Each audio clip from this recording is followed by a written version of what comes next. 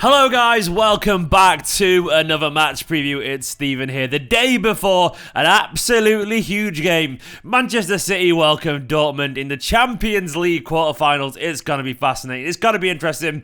It's going to be brilliant. Today I'm going to preview that game, run through all the team news, run through all the press conference quotes, and look a little bit at Dortmund and try and predict the 11 and the score and try and dive into this game in detail. It's going to be massive. It's going to be absolutely massive. There's no denying that this game is huge because of the context of everything to do with Manchester City Football Club, because of the context of our record in the Champions League, and because, of course, that lovely little story, Mr. Erling Haaland playing against Manchester City. Loads to talk about today. Guardiola, of course, has been busy. He was asked loads of stuff in the press conference beforehand, and he was asked whether Manchester City are favourites to win the Champions League this season. Of course, he was diplomatic. He replied, and quote, "Why should we win the other competitions just because we are leading the Premier League? Bayern are leading the Bundesliga. Atletico are leading La Liga. It's different. The only concern tomorrow is to try to win the game. Win this game, and after comes Leeds. After we go to Dortmund to win that game. After that, if we play good and deserve it, we go through. If not, we will try next season." And he's right, and he's diplomatic. And I guess his point once again is that this Champions League is not going to be easy by any stretch of the imagination. He was, of course, asked about previous exits. And, of course, when you think about Manchester City in the Champions League, you think about disappointing previous exits. He had this to say about the Lyon game last season. He said, "It remained in my head for weeks." Likewise, Pep. He went on to say, "It was painful. It was the last game of the season and we wanted to go through. We congratulated Lyon, accepted that we didn't do it quite well or we didn't deserve to go through. It was painful. But at the end, what could we do? After a few days, wake up again and prepare for next season. We are here again to try again." Yep, and of course, that hangs over our head. There's no denying that our record in the Champions League is something that's used to beat us and probably fairly used to beat us as well. It's difficult. We've gone out against teams that we should really possibly be beating. You know, the likes of Lyon, Monaco, Spurs. These sides are sides that we should be getting past if we have serious expectations in this competition. And likewise, Dortmund very much fall into that category. But it isn't going to be easy. It isn't going to be easy at all. Guardiola, of course, was asked about Haaland, but we'll get onto that later about Haaland in the opposition preview a bit. He was also asked, interestingly, about spending over £100 million on a player. He said, "Spending a lot of money on one player doesn't give you an advantage to win. Football is a team game. Everyone makes a contribution. Competitions are not won by one player. It is every player."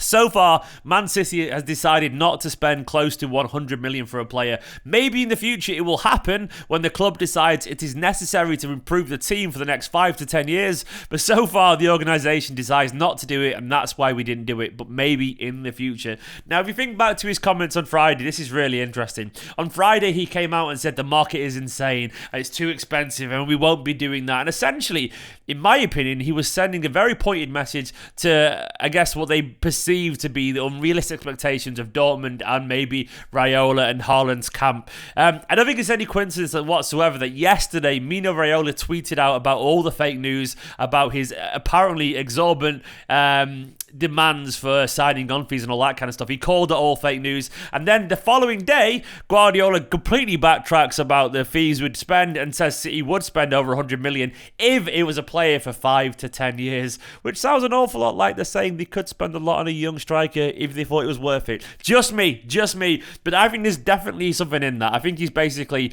Pep is always playing chess. He knows exactly what he's saying when he's saying it. Either way, it's very interesting. In terms of the team news, it's crazy. I mean, there's very little to say here because, once again, this is a full squad. We have got a full selection of players. Nathan Ake, of course, is now back available. No one is out. Everyone is available. Manchester City have got a full squad full of seasoned internationals to choose from. So we've got no excuse not to rotate loads of players and make sure we've got a very strong lineup, especially given the fact that loads of players were rested the other day in that very impressive Leicester City victory after the international break. So, team news is pretty much as you were. Everyone's good. everyone's healthy, which means this next bit, the lineup, could be very difficult to predict.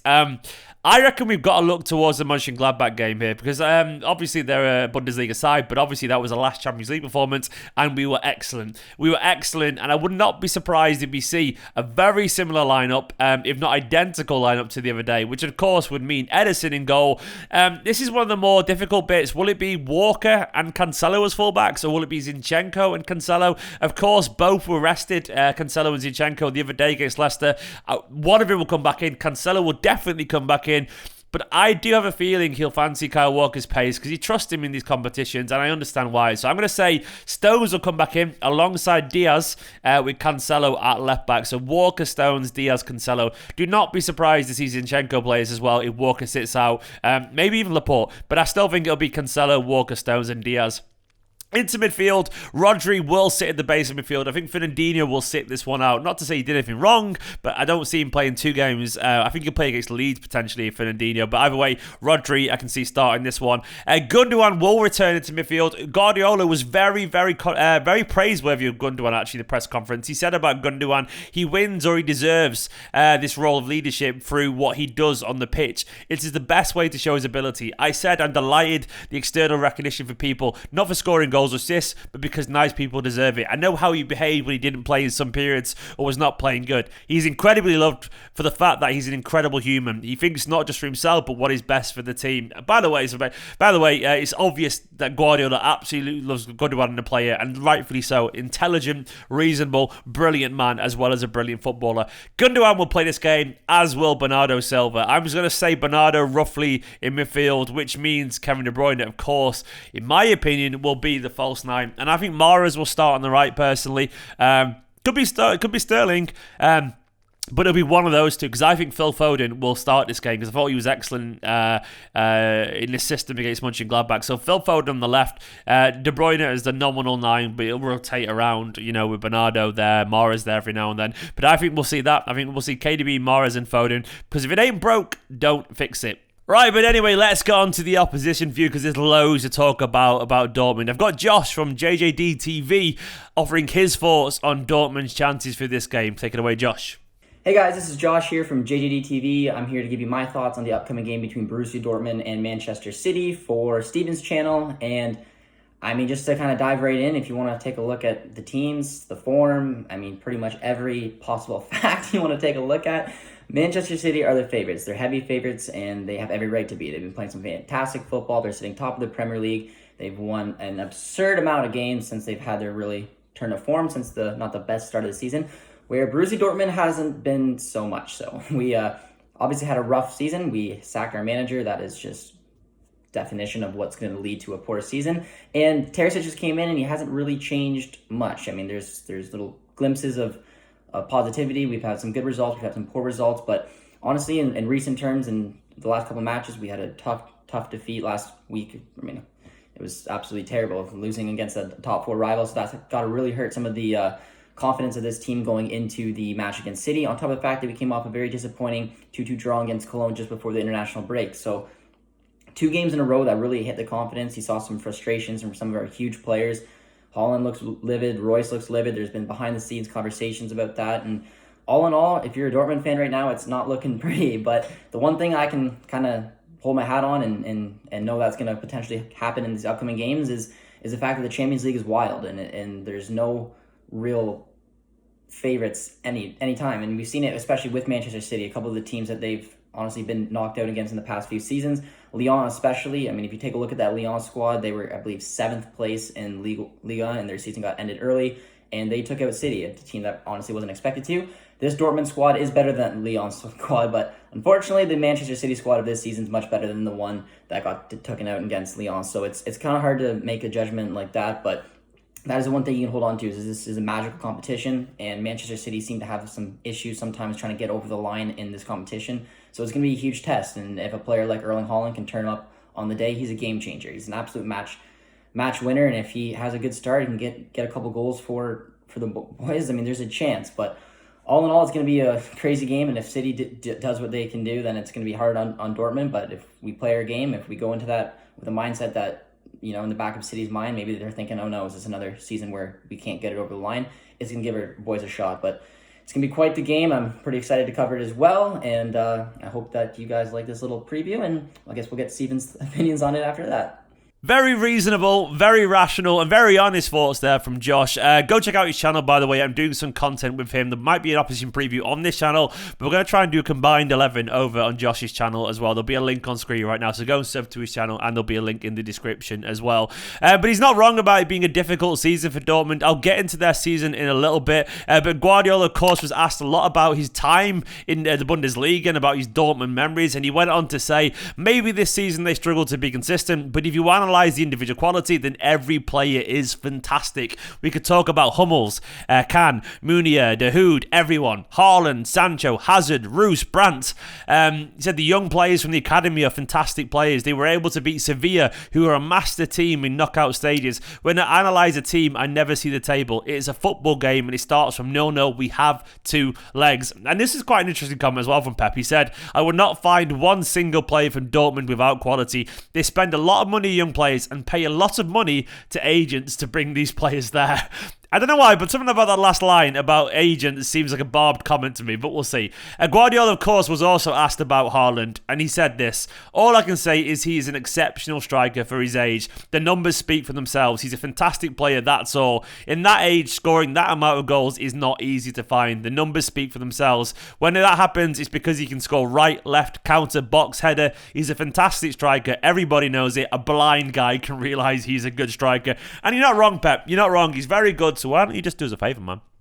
Go and sign him. We all want him to be signed. Either way, it's been a really weird season for Dortmund. They're currently sat in 5th in the Bundesliga after losing to their Champions League rivals, Eintracht Frankfurt, 2-1 at the weekend. So they're now 7 points behind in the race for a Champions League spot.